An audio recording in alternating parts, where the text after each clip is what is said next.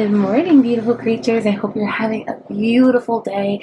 We're going to do some advice from your higher self and see what is going on there. And so I forgot what I was going to say, so I guess it's a good time to say if this video does not resonate, check out another one, or maybe this video is not for you, or perhaps I'm not your reader, and that's okay, because the point is you get like the whole why we make these videos, or why I make these videos anyway, is because Spirit channels through me beautiful messages, and I trust that they'll find whoever needs to hear them. So if you did find this video, if you've never seen me before, hey, I'm Stevie, nice to meet you. But no, this video is for you. So the first card we have here is, I do whatever it takes to get closer to consciousness. Ooh, the chills. I just want to make sure I focus on that cute little sleepy owl. Because again, their eyes are closed, but they're like all-knowing, right? We're connected to something so much bigger than ourselves, and I think that a lot of us forget that sometimes. And when you allow that consciousness to flow through you, the collective consciousness, like some beautiful things happen. Yes. So I'm not a mermaid, daring. And this card 30, it introduces the 3, right? We just drop the zeros. And that's like a number of self-mastery. I'm not dare to be different, dare to be yourself. Who you are is incredibly beautiful, and what you're chasing after right now is incredibly honorable. And don't let anyone kind of maybe shy you away from what you're doing because they don't understand it. They're just not aligned with consciousness as much as you are, unfortunately, and that's not anything to them. Like, that just kind of makes me think of leveling in psychology, right?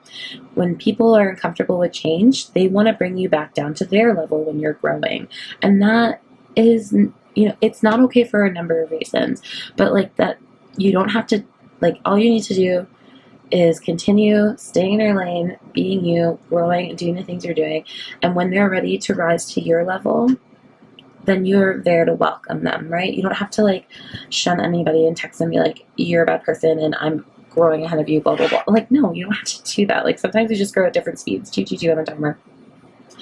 And that is okay.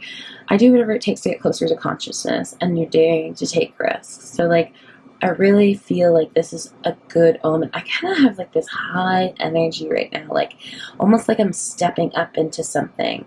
Like I'm about to like embark on a journey. Like I feel like I'm a knight who's just been gifted a quest. Does that make any sense to anyone? I hope so. This beautiful card, oh, number 11.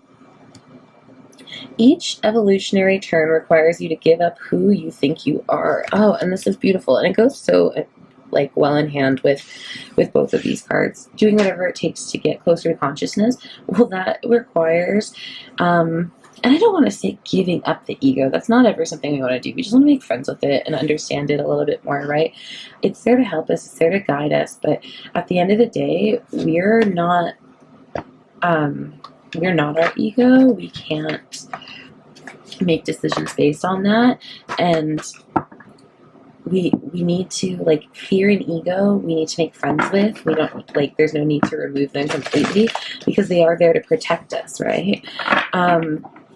But we do need to, I don't know, I feel like it's like each revolutionary turn requires us to give up to who you think you are. It's like, who do you think you are? Do you understand that you're a part of this consciousness, this collective consciousness that you're trying to reach? Do you understand that, like, you're already a part of it, and that's what you're already in it, and that's maybe why it's taking you so long to get there, because you don't see that you're already a part of it? Maybe I've said that like 19 times, a part of it. I'm going to say it like 4 more times, okay, just for fun. We have card 39, which again, reduces to 12, which reduces to 3. Okay, cool. Raindrops, take a chance on them. This is a really beautiful card. And it talks about, like, who do we want to wait up the rain with, right? These beautiful fairies guiding us. And, like, understanding that we, like, need to be able to dance in the rain to survive at the storms, right? Like, raindrops shouldn't make us melt. I just cut the deck to Justice and the Sun before shuffling, so I do feel like you're realizing all of this, and you're maybe like looking for the person to share that umbrella with, or you have that person, you're looking for like that higher level of consciousness together, or like that commitment together, whatever it is. Maybe it's with yourself. Who needs anyone else to share an umbrella with? Umbrellas aren't very big. Either way, you're understanding your true self. I want to pick up this card again. It's like, she's only like a fraction. Come on, camera, hi. She's only a fraction out of the water. So, like, this is what I feel like you show the world, and, like, you're ready to be your authentic self and, like, understand fully that you are a part of everything and everything is a part of you. There is actually no distance or disconnection at all. Even with, like, source, creator, spirit, like, we are a part of that energy. Unconditional love energy. You know what? I just dropped half the deck. I think that was more of a human error than Spirit letting us know a message. But we do have the world. Any more, please, Spirit? So this is like talks about like not only your world changing, like that's very obvious, but it talks about like the end of a cycle, right? Like you've completed something. You're ready to start a new journey, but like relax a little bit in the in-between time. You've earned it. You've deserved it. Like she's at the beach. Enjoy that. And the Ten of Swords. Yeah, exactly. So like there have been times where you've worked really hard on yourself and parts. Oh, I like that. I have like parts of yourself you need to give up who you are with the Ten of Swords. Yeah. So like I feel like there were versions of yourself that did not serve you, and you've let them go, or you are letting them go. Like this is a process of releasing them, and like no one needs to rush that process at all. Can I have 2 more cards, Spirit? Perfect, thank you. Oh, this is beautiful. The Hierophant and the Hermit. So yeah. So let's talk about this. So again, you have completed a cycle. This isn't there's not like a lot of work that you have to do. I feel like this advice is just like really staying in the lane of who you are. Like when you're talking about rising and leveling, right? Like you don't have to go out of your way to let someone know that you're like evolving or outgrowing them in any sort of way. You can do your best to encourage them to come with you, but if they're trying to level you down to where they are because that's what's comfortable for them, just keep your stay in your lane. Keep doing what's best for you. Maybe you don't hang out with that person as much, and I'm sorry for that, but like you will feel better, and they will understand that like change is good too. Like I don't feel like this should be a scary thing in any way. This should be something that's like really encouraging to have whoever's listening, if this does involve another person. But like this can be in any aspects of your life, right? Just like leveling from a different, like a new quality of life, really. And letting you don't have to let the world know anything. Let yourself know it. Maybe it's like yourself who you need to see out of the water, right? But you have completed a cycle, and do enjoy that and celebrate that, right? Like we talk about like the visualization of the mountain. Like you are climbing a mountain. Stop and turn around and see how far you've come, because the distance that you have in front of you is far less than the amount of like distance you've overcome so far. And you need to acknowledge that and be grateful, and just like not even grateful, just like acknowledge that and be proud of yourself. Yeah, be proud. But take that moment, because you've worked really hard on yourself, and you've put a lot of yourself, aspects of yourself that you didn't like or you didn't want to show up as anymore, to bed. And the Hierophant and the Hermit, like this just talks about like having a higher connection to God, or God energy, source, spirit, whatever you call that. It's unconditional love, and it coming from within. It's starting within.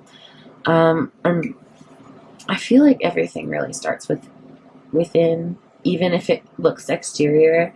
Like there's always like a longing in us that makes us look for that thing that's the pinnacle, the catalyst to change, right?